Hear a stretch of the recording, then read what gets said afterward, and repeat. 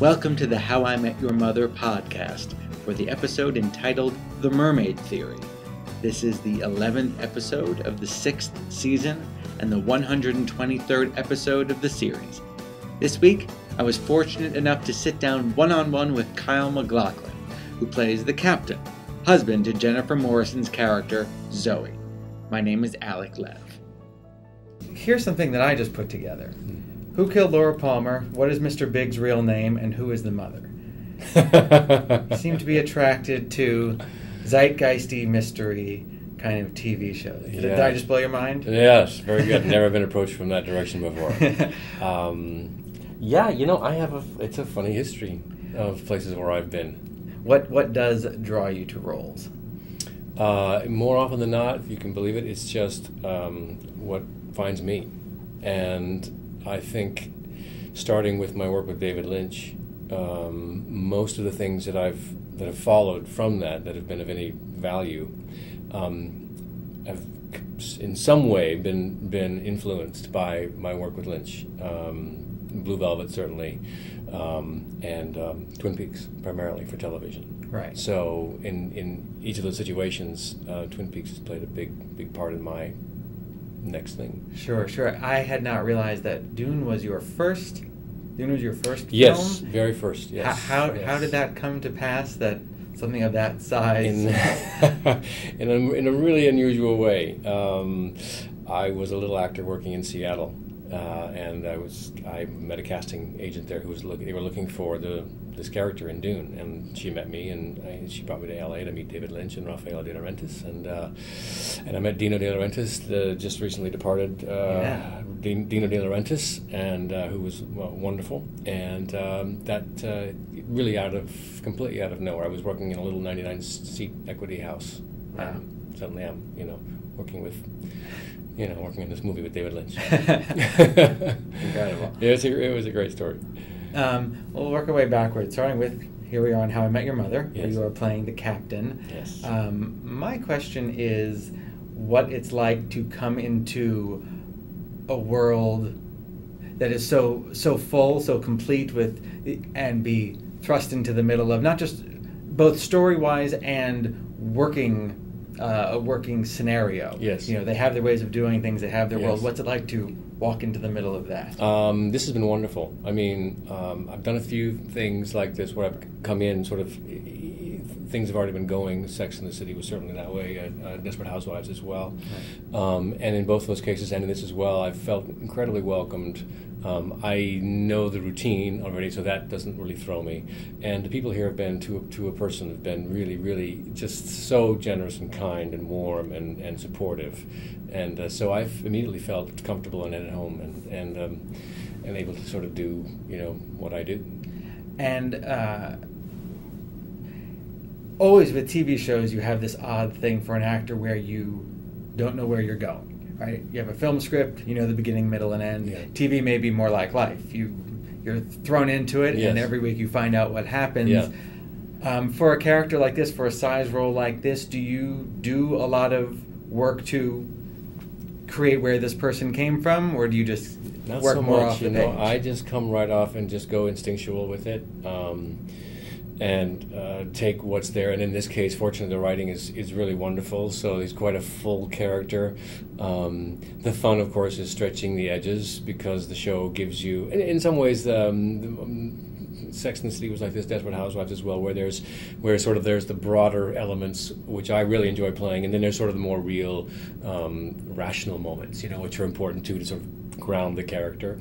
And as long as those are there, then we really just play. And that's the fun of it, and you hope that that you have the kind of relaxation around the set and encouragement and sort of the joy that is, I think, essential to actors doing that. And Pamela Fryman, the director, is certainly she's just well versed in that. So I immediately felt like I said, "Is this a little too broad?" And she said, "Kyle, look around you." I was like, "Okay, now I feel fine." Right. Is your process different for theater, film, television, would you say? Yeah, a bit, I think. This is really, television is really just sort of throw it against the wall, and and hopefully your instincts are close, and you get some interesting stuff. But you don't really have the luxury of a lot of process, and sometimes you can overthink things. I'm kind of a thinker, so I think it's better in some ways that I just sort of step up and swing, and just let it go. And so we just had a golf lesson yesterday, so she said, he's like, stop thinking, just hit the ball. And I think in some ways that's television. You just swing, just go, and so that's been my experience. I think that's where we are right now with this. And with Trey, so you did you know how long the character would be on the show when it started? I was supposed to be there for like 6 shows or something like that, or 7 shows, and it turned into a couple of years. Housewives was supposed to be 1 season. I was meant to be the bad guy, and then I went to Mark Cherry earlier on, and I said, I'd like to stay, and he's like, okay. 4 years later, so I finally wrapped that up. But it's been nice to sort of come in and be able to have that time to be with the character. You know what I mean? And the ebbs and the flows that are a natural, progression in television. Sometimes your story is sort of at the forefront, and sometimes the story sort of, falls back. But hopefully, at least in each show, there's something interesting to do, and that's really the goal. What I was thinking about with Trey that I thought was fascinating is that for a character that was around so long, both for Charlotte and for the audience, they were never quite let in. Interesting. But I feel like that was intentional. That was part of what the conflict was. I think so. Go ahead. I'm sorry. No, and the question was just maybe not on episode 1 where you're thrown into this, but as it goes on, do you as an actor go back and I'm going to be here for a longer time. Maybe I should put this guy together. Mm-hmm. Do you go back further and say, well, what brought Trey to this place of without yes. wall that was there? Yeah, I think those are good things to invest in. The writers lead the way. They are the generals here. So oftentimes, what I think and the directions that I think that he should go and where he would go, they are not the directions that they're thinking that he. And so you kind of. You may not make it up as you go, but you learn as you go. So they're giving you they're parsing out sort of this information about the character that's in their head, and you're offering up some suggestions. But in all my experience, the suggestions that I offer are never seriously considered. And they're sort of like, yes, thank you, get back to you. Anyway, and the writers lead in the way that they want, and as they should. I mean, these are their creations, So, and but it is a bit of a give and take. I think that the writers do get stuff from what the actors do or how they interpret, and the writers look at that and say, okay, so it's definitely, there's a give and take that goes on, but the writers definitely lead. So you find that the character is really built by what you do. So it's sort of like wine. This is also a passion of mine. So you learn about wine by drinking wine, by tasting wine, and so the same thing with the character. You learn about the character by actually doing the character in all these situations, and you feel your way through, and then you begin to build the body. But it takes a while. As opposed to like a stage. Well, theater is somewhat different, not to get off too much track, but you don't have a long rehearsal period, and then you do the performance, but you're still learning during the performance period, or at least you should be, and still expanding and growing, and that character should be deepening and broadening, and it happens with television as well. Do you like rehearsal? Do you enjoy it? Yeah, I do. I mean, that's why I think it's better that we don't so much, because I think I get in my head so much, and I start to really complicate things, you know what I mean? And it's like, no, at some point you just got to let it go. So I was listening to the Larry Sanders DVDs, and Gary Shandling was talking about that goal of rehearsal of like running a marathon. You're never going to run that full marathon until you run the marathon. That balance in rehearsal of learning it, getting it where you want it to be, but maybe not taking your full swing, yes. and hoping that you can take that full swing in the moment. In the moment, yeah. There's a good analogy of sort of you're kind of on a low boil and you want to be able to crank it up, so you get it to the point where it's just simmering, and then you can really easily just take it higher if you want to. Yeah, that's a very good way to put it. What do you look for from a director?